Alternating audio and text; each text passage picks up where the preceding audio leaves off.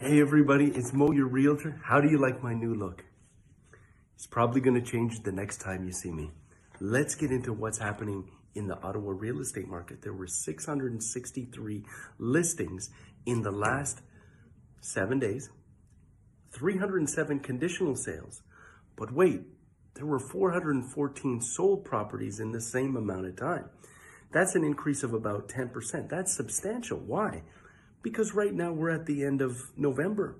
Most people feel the market's going to go down. I take everything off the market. I don't do anything. I don't buy anything. There's nothing. There are properties on the market and people are buying. How and why? That's why I'm here. So there's a few things. Number one, I'm seeing an increase in sales of the small towns that are surrounding Ottawa. Not necessarily in Ottawa, and also an increase in the suburb sales, okay? So outside of Ottawa, it's cheaper. And between 400 and 500, dramatic sales have been happening. And between 500 and 600, a lot as well. Now, they have been happening in all the other price ranges, a bit of them over $1 million, et cetera, But, you know, there's a lot of activity happening. And I'm going to share with you why. Number one, the rates have gone down. The fixed rate has gone down. Yes, we know the variable has, because the overnight rate, what they announce, when they do the announcements, Bank of Canada, that affects the variable.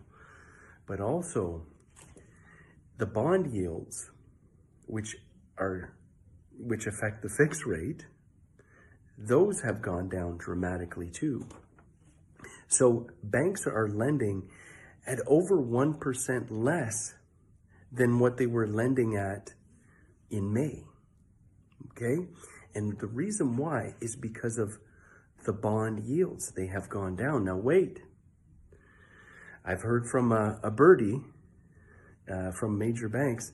They've been notified that they're gonna start increasing the rates. Well, how does that affect you? It'll affect you greatly. Number one, I'm seeing a lot more buyers come into the market because they have the lower interest rate now.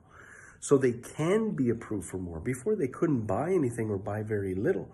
Now, 1%, that's going to edge them up into buying something, and they've taken action. I highly recommend that you get your pre-approval ASAP, because 1 hour of your time could save you $2,000 and also get you in the home you want. I mean, it's night and day. A lot of people are like, oh, I don't need to get a pre-approval or talk with a bank. I'm good. No, you're not. So, number two, there's a lot of people that were sitting on the fence. Oh, the rates are too high. And they're finding out the rates are going down. And they may go back up like they are with the bond yield. They don't know much about the bond yield. They just look at Bank of Canada. So, they're getting into the game. Okay? So, if you're sitting on the fence, at least talk to your banker, at least talk to Mo, your realtor. Get a pre-approval. It doesn't cost you anything but time.